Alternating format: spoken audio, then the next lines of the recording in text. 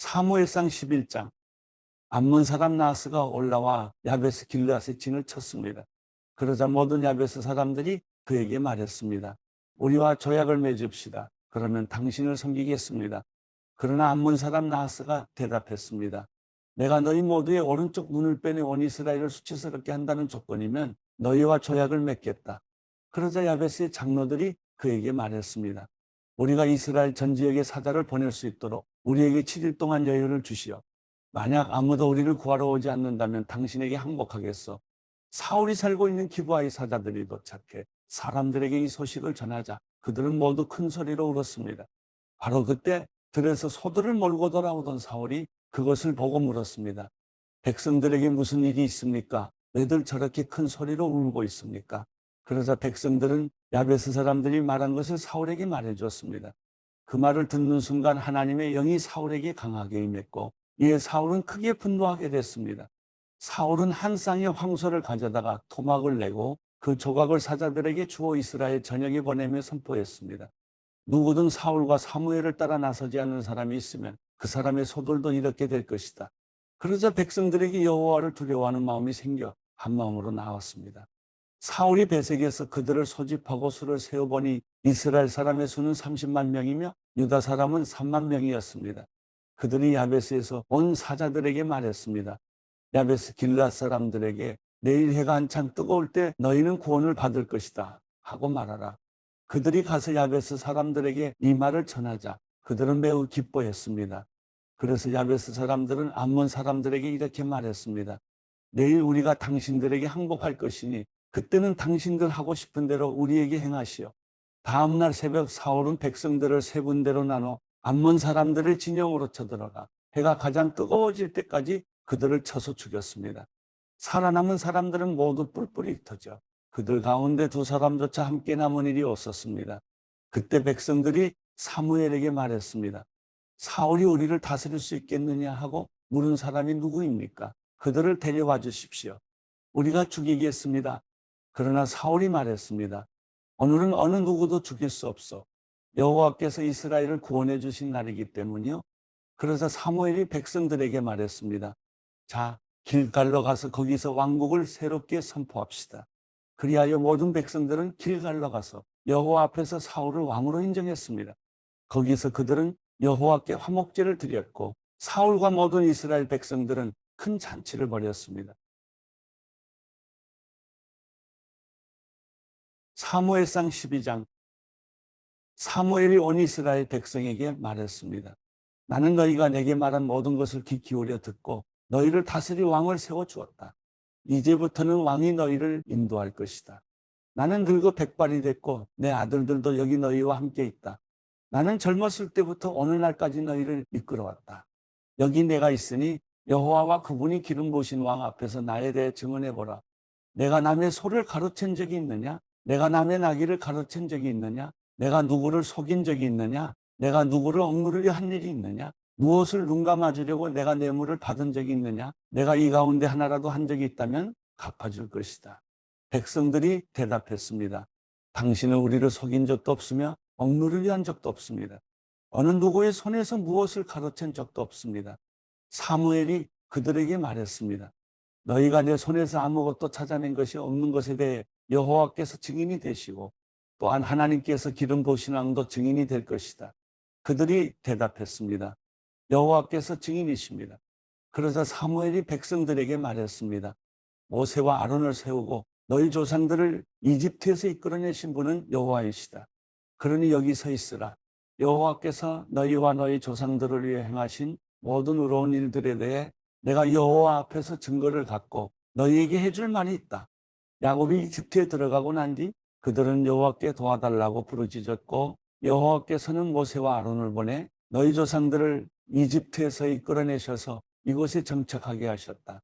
그러나 그 백성들은 그들의 하나님 여호와를 잊어버렸다. 그래서 하나님께서는 하솔 군대 사령관인 시스라와 블레셋 사람들과 모압 왕을 통해 그들을 치게 하셨다. 그들은 여호와께 부르짖으며 우리가 죄를 지었습니다. 우리가 여호와를 버리고 바알과 아스타롯을 섬겼습니다. 그러나 이제 우리를 적들의 손에서 구해 주십시오. 그러면 우리가 주를 섬기겠습니다라고 말했다. 그때 여호와께서 여룻바알과 바락과 입다와 사무엘을 보내주셨다. 여호와께서 사방에서 달려드는 적들의 손에서 너희를 구해내셨기에 너희는 안전하게 잘 살게 된 것이다. 그러나 너희는 암몬 왕 나하스가 너희를 치러 오자 여호와 하나님이 너희 왕이신데도 너희는 내게 안 되겠습니다. 우리를 다스려 줄 왕이 있어야겠습니다. 라고 말했다. 그러므로 여기 너희가 선택한 왕이 있다. 바로 너희가 구했던 왕이다. 보라, 여호와께서 너희를 다스릴 왕을 세워주셨다. 만약 너희가 여호와를 두려워하고 그분을 섬기고 순종하며 그분의 명령을 거역하지 않는다면, 또 너희와 너희를 다스리는 왕 모두가 여호와 너희 하나님을 따른다면 잘하고 있는 것이다. 그러나 너희가 만약 여호와께 순종하지 않고 그분의 명령을 거역한다면 그분의 손이 너희 조상들에게 그랬던 것처럼 너희를 치실 것이다. 그러니 이제 가만히 서서 여호와께서 너희 눈앞에서 하실 큰일을 보라. 지금은 비를 추수하는 때가 아니냐? 그러나 내가 여호와께 번개와 비를 내려달라고 할 것이다. 그러면 너희가 왕을 달라고 한 것이 여호와의 눈에 얼마나 악한 일이었는지 알게 될 것이다. 그러고 나서 사무엘이 여호와께 부르짖자 여호와께서 그날에 바로 번개와 비를 내려보내셨습니다. 그리하여 모든 백성들은 여호와와 사무엘을 두려워하게 됐습니다. 백성들이 모두 사무엘에게 말했습니다. 당신의 하나님 여호와께 기도하셔서 우리가 죽지 않게 해주십시오. 이 모든 죄 위에 왕을 달라는 악을 하나 더했습니다. 사무엘이 대답했습니다. 두려워하지 말라. 너희 모두가 이런 죄악을 저질렀지만 여호와를 떠나지 말고 너희 마음을 다해 여호와를 섬기라. 헛된 우상들을 따르지 말라. 저들은 너희에게 전혀 도움도 되지 않고 너희를 구해낼 수도 없는 헛된 것들이다. 여호와께서는 그분의 위대하신 이름을 위해 자기 백성들을 저버리지 않으실 것이다. 내가 너희를 위해 기도하지 않는 것은 여호와께 죄를 짓는 것이니 그런 죄를 결단코 짓지 않고 선하고 올바른 길을 너희에게 가르쳐 줄 것이다. 그러나 여호와를 두려워하고 너희 마음을 다해 그분을 섬겨야 함을 명심하라. 그분이 너희를 위해 얼마나 큰 일을 하셨는지 기억하라. 하지만 너희가 계속 악을 행한다면 너희와 너희 왕은 모두 멸망할 것이다.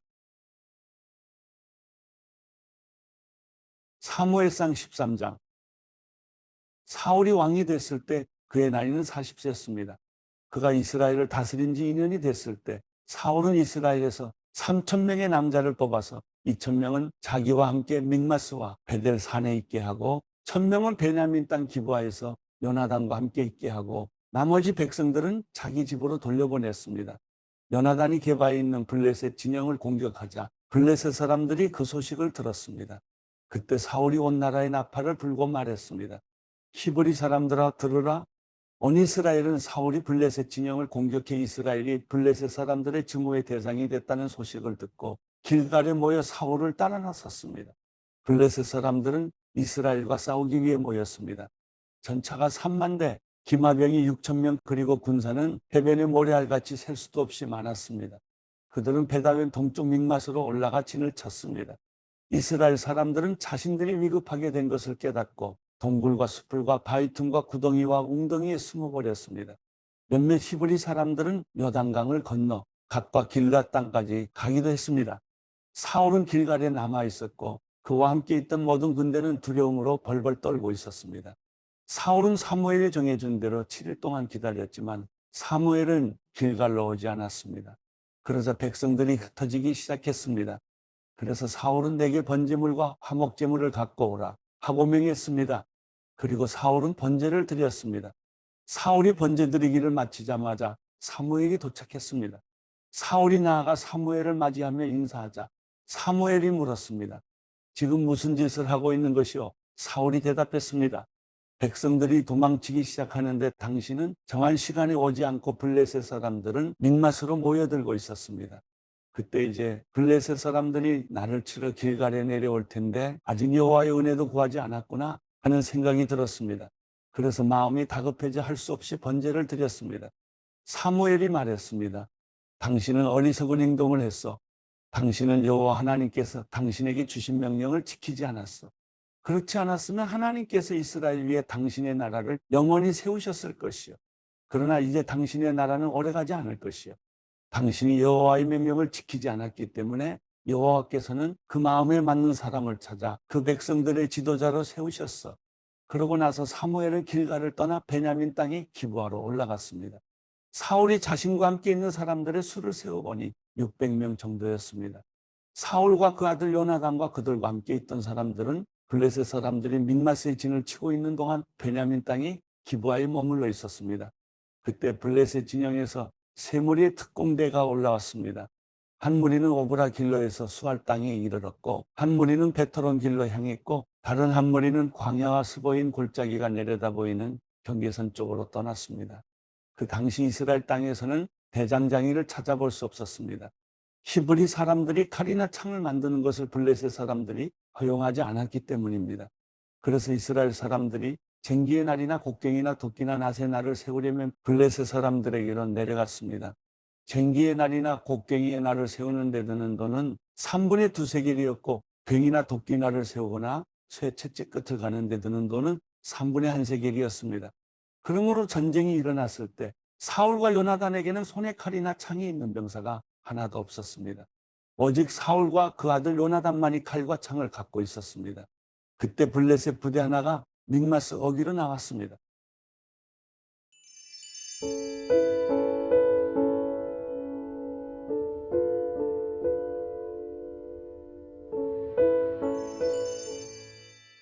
시편 98편.